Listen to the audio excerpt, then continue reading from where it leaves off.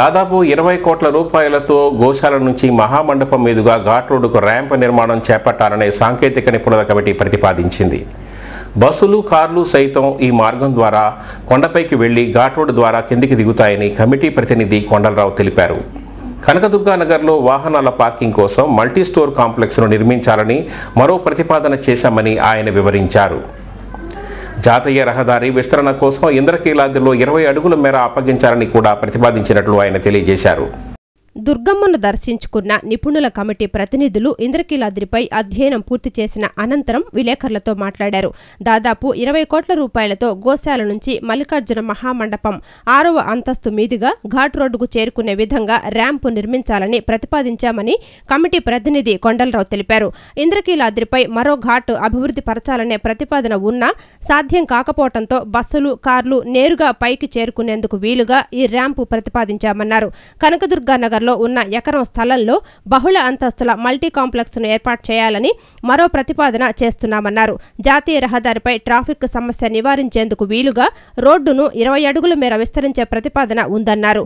ఈ 3 ప్రతిపాదనలకు ప్రభుత్వం ఆమోదం లభిస్తే రానున్న 2-3 ఏళ్లలో కార్యరూపంలోకి తేవచ్చునన్నారు. దుర్గమ్మ దర్శనానికి వస్తున్న భక్తుల సంఖ్య రోజురోజుకు పెరుగుతున్న దృష్ట్యా వారి సదుపాయం కోసం ఈ ప్రతిపాదనలు చేశామని ఆయన తెలియజేశారు. దానికి ఏమనుకున్నాం అంటే మొట్టమొదటి మా ఘాట్ రోడ్ వేయడానికి వీలవుతుందా అని మొట్టమొదటి ఆలోచించాం. చూస్తే ఆ రకంగా ఘాట్ రోడ్ వేయడానికి ఎక్కడ లెవెల్స్ కుదరటలేదు. కాబట్టి ఒక బ్రిడ్జ్ లాగా, ఫ్లైఓవర్ లాగా కట్టి చేస్తే ఎలా ఉంటుందని చెప్పి రెండో ఆలోచన వచ్చి ఒక ఫ్లైఓవర్ బ్రిడ్జ్ కోసం ఒకటి డిజైన్ చేయమన్నాం. వీరంతా ఇప్పుడు ఒకటి తయారు చేశారు, ఒక టెంటేటివ్ ప్లాన్ చేశారండి.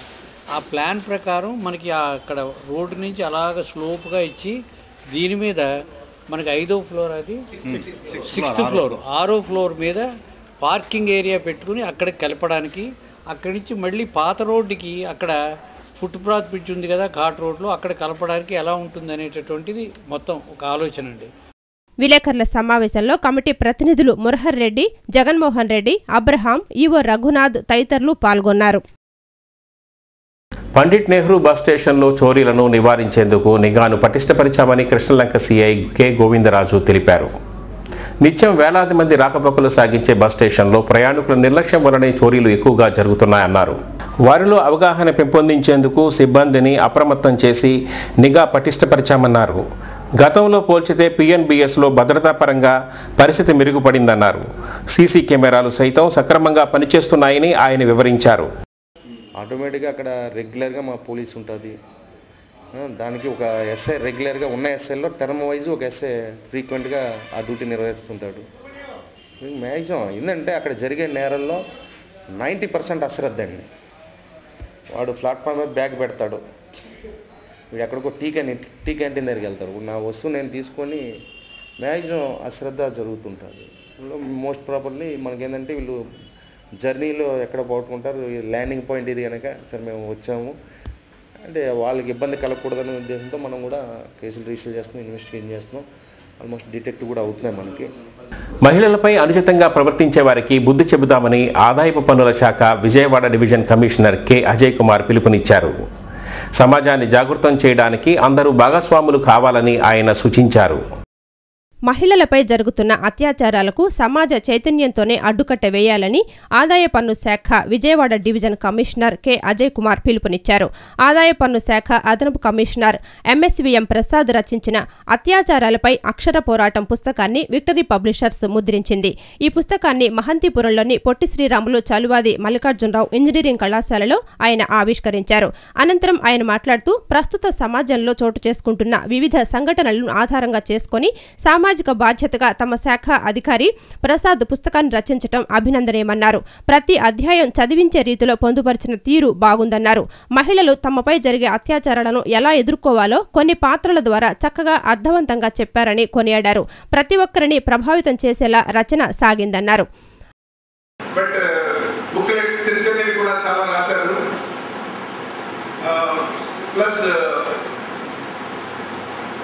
ఎడిటర్ కూడా ఒక 1800 పేజీ పెద్దవాళ్ళ, అంటే నేను పెద్దవాళ్ళ సెక్షన్ చిన్న పుస్తకం చూశాను, తర్వాత రీసెంట్గా పెద్ద పుస్తకం చూశాను. అంటే దాంట్లో అన్నీ ఉంటాయి అన్నమాట. జనరల్ నాలెడ్జ్కి చాలా మంచి బుక్. నాకు అనిపించింది అదే ఇంత టైం ఎట్లా స్పెండ్ చేయగలిగాలి అని. కానీ ఆఫీస్లో వర్క్ కూడా చాలా సీరియస్గా తీసుకుంటారు. యాక్షన్ అండ్ టార్గెట్స్ ఏదైనా చెప్తే దానికి అన్ని వచ్చేటట్టు చూస్తారు. రచయిత ప్రసాద్ మాట్లాడుతూ మహిళలపై జరుగుతున్న దాడులు, అత్యాచారాలు, వేధింపులు, యాసిడ్ దాడులపై సమాజంలో పూర్తి స్థాయిలో చర్చ జరగాలన్నారు. అప్పుడే మన చుట్టూ ఉన్న వారిలో చైతన్యం వస్తుందన్నారు.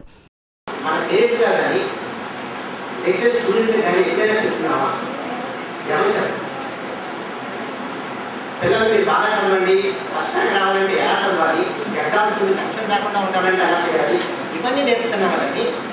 అమ్మాయిలు అబ్బాయిలు కలిసి తిరుగుతున్న ఈ రోజుల్లో ఇటువంటి ఎప్పుడైనా ఎదురైనప్పుడు మీరు ఎలా ప్రవర్తించాలి, ఆ సిచ్యుయేషన్ మనం ఎప్పుడైనా సరే ఒకవేళ మనం పండుగ అనుకోండి, ఎన్నో 5000 feet 4000 feet వెళ్ళినప్పుడు మనకు ఊపిరి అందదు అనే విషయం ముందుగా మనం ట్రై చేసి చెప్తారు. కాబట్టి వీళ్ళు ప్రిపేర్ ఫర్ సిచ్యుయేషన్ అందువల్ల మనం అక్కడ ఇబ్బంది కాదు.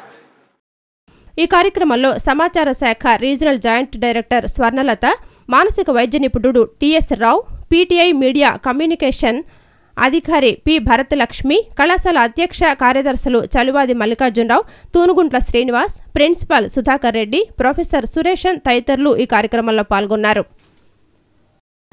వార్తలు ముగించే ముందు ముఖ్యాంశాలు మరోసారి.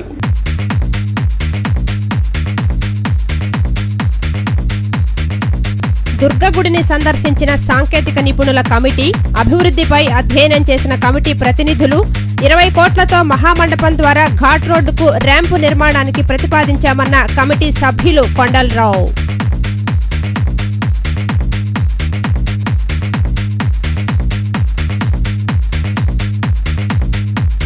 తెలంగాణ ఉప ఎన్నికల్లో కాంగ్రెస్ కు ఓటమి తప్పదు.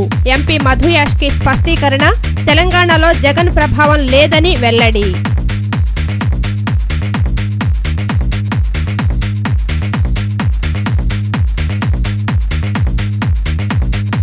దుర్గగుడి వద్ద ఫ్లైఓవర్ నిర్మించాలి, కేంద్ర మంత్రికి లేఖ వ్రాసిన చంద్రబాబు.